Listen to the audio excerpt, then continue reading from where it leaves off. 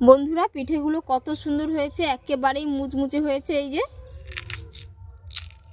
আর ভেতরটা কত সুন্দর রসে ভরা। আর দেখুন কতটা একেবারেই পুরে ঠাসা হয়ে আছে পিঠেগুলো। দেখে নিশ্চয়ই আপনারা বুঝতে পেরেছেন কত সুন্দর হয়েছে পিঠেগুলো। দেখেই তো পুরো জিভে জল চলে এসছে। আপনারা কিন্তু বাড়িতে অবশ্যই একবার এইরকমভাবে বানিয়ে নেবেন।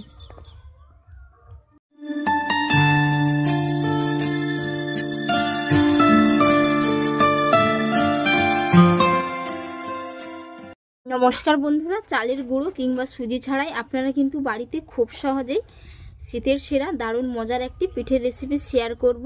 এর জন্য পুরো ভিডিওটা দেখতে থাকুন, আশা করি আপনাদের ভালো লাগবে। এবং আপনি যদি আমার চ্যানেল নতুন বন্ধু হয়ে থাকেন অবশ্যই চ্যানেলটিকে সাবস্ক্রাইব করে নেওয়ার অনুরোধ থাকলো। তো এর জন্য এখানে আমি 2.5 কাপ ময়দা নিয়েছি। ময়দাটা খুব ভালো করে চালিয়ে নেব। আপনারা চাইলে এখানে চালের গুঁড়ো দিয়েও বানিয়ে নিতে পারেন, হাতের কাছে যদি না থাকে ময়দা দিয়েও বানিয়ে নিতে পারেন। এবার এর মধ্যে আমি দিয়ে দেব পরিমাণ মতো লবণ, 2 চামচ সাদা তেল দিয়ে দিচ্ছি, দিয়ে খুব ভালো করে ময়াম করে নেব। তো বন্ধুরা আপনারা কে কোথা থেকে রেসিপি দেখছেন অবশ্যই কিন্তু কমেন্ট করে জানাবেন। সাথে আজকের রেসিপি যদি আপনাদের ভালো লেগে থাকে একটি লাইক করে দিবেন। এবার এর মধ্যে আমি অল্প অল্প জল দিয়ে একটি ডো তৈরি করে নেব। তো ডোটা আমি খুব বেশি নরম করব না, আমরা যেরকম রুটি কিংবা লুচি বানাই তার থেকে কিছুটা শক্ত করে ডোটা বানিয়ে নেব। এবার আমি অল্প অল্প জল দিয়ে ডো বানিয়ে নিব। তো বন্ধুরা একসাথে পুরো জলটা দিলে কিন্তু ডোটা অনেকটাই নরম হয়ে যেতে পারে, এবং যদি ডোটা নরম হয়ে যায় পিঠেগুলো ভাঁজ করার সময় অনেকটাই কষ্ট হয়। এর কারণে আমি এখানে অল্প অল্প জল দিয়ে একটি ডো বানিয়ে নেব।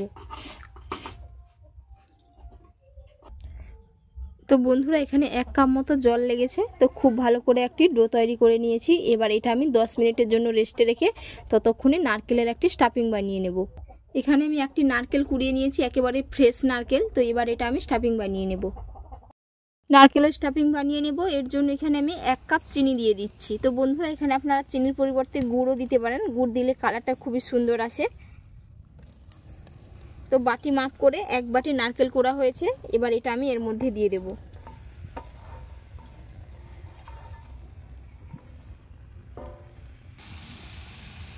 এইভাবে 4 থেকে 5 মিনিট টাইম লাগবে নারকেলের স্টাফিং বানানোর জন্য।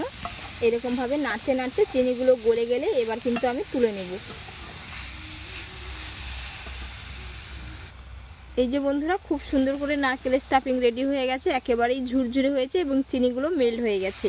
এবার এটা আমি তুলে নেব। এই দিকে ডোটা অনেকটাই কিন্তু সফট হয়ে গেছে আগের থেকে। তো এবার এটাকে আমি 2 ভাগে ভাগ করে নেব। হাত দিয়ে আরেকটু ঠেসে 2 ভাগে ভাগ করে নেব। আপনারা চাইলে একটাও বড় করে বেলে নিতে পারেন।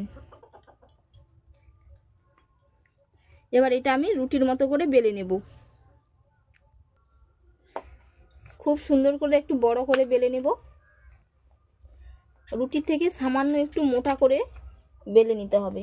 আমরা যেরকম রুটি বানাই তার থেকে সামান্য একটু মোটা বেলে নিয়েছি। এবার এইরকম আমি একটি কৌটোর ছিপি নিয়েছি। তো এইভাবে গোল গোল করে কেটে নেব। আপনাদের কাছে যে কোনো ছিপি থাকলে আপনারা কিন্তু কেটে নিতে পারেন, কিংবা গ্লাসেও কেটে নিতে পারেন।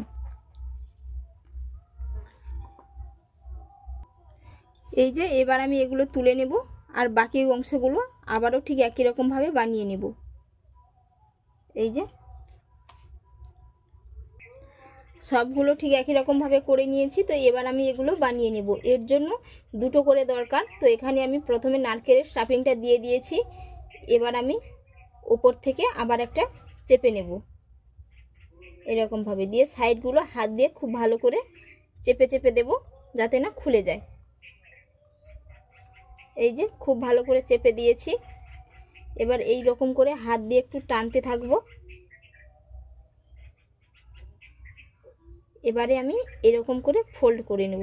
এইভাবে টানবো আর এইভাবে ফোল্ড করব। এই যে এইভাবে পুরো সাইডটা আমি কিন্তু এরকম করে ফোল্ড করে নেব। এই যে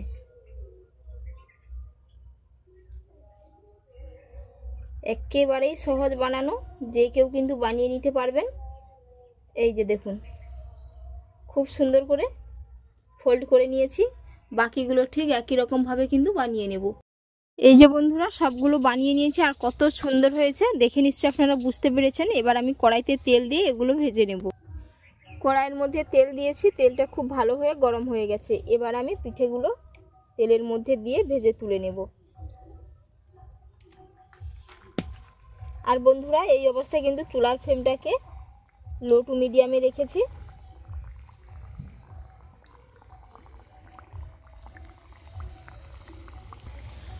এক মিনিট পরে এবার আমি উল্টে নেব। এরকম করে উল্টে পাল্টে খুব সুন্দর করে একটা কালার চলে এলে নামিয়ে নেব।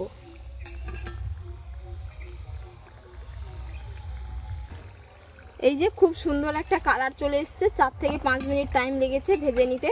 তো এবার আমি এগুলো তুলে নেব। এর থেকে বেশি কালার করব না, আবার পুড়ে গেলে তেতো লাগবে। এই যে কত সুন্দর হয়েছে আর কতটা ফুলে গেছে দেখুন। বাকিগুলো আবারও ঠিক একই রকমভাবে ভেজে তুলে নেব।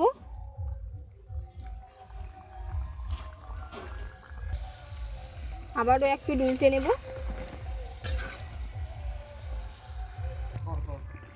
সমস্তগুলো ভেজে তুলে নিয়েছি। এই যে কত সুন্দর হয়েছে কালারটা। এবার আমি এগুলো তুলে নেব। এই যে ভাজার পরে কত সুন্দর দেখাচ্ছে। এবার আমি একটি চিনির সিরা বানিয়ে নেব। চিনির সিরা বানিয়ে নেব, এর জন্য এখানে আমি 1 কাপ চিনি দিয়ে দিচ্ছি। এই কাপের মাপ করে হাফ কাপ আমি জল দিয়ে দেব। হাফ কাপ জল দিয়ে দিলাম। এবার একটু আমি নাড়িয়ে নেব। যে চিনির সিরাটা একতার হবে এই অবস্থায় কিন্তু আমি এবার নামিয়ে নিতে হবে। চিনির সিরাটা অনেকটাই ঘন হয়ে গেছে। এবার আমি এটা তুলে নেব। চিনির সিরা রেডি হয়ে গেছে। এবার আমি উপর থেকে চিনির সিরা এর মধ্যে দিয়ে দেব। এরকম করে উপর থেকে দিয়ে দেব একটা একটাতে।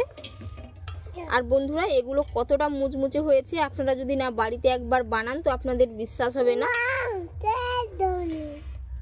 আর বন্ধুরা আপনাদের একটা ভেঙে দেখাচ্ছি। এই যে কত মুচমুচে হয়েছে দেখুন, দেখে নিশ্চয়ই আপনারা বুঝতে পেরেছেন। আর ভেতরটা পুরো একেবারেই পুরে ঠাসা। তো আজকের রেসিপি আপনাদের কেমন লাগলো অবশ্যই আপনারা কমেন্ট করে জানাবেন, এবং বাড়িতে অবশ্যই একবার এইরকমভাবে বানিয়ে খাবেন, খেতে পুরো দুর্দান্ত হয়।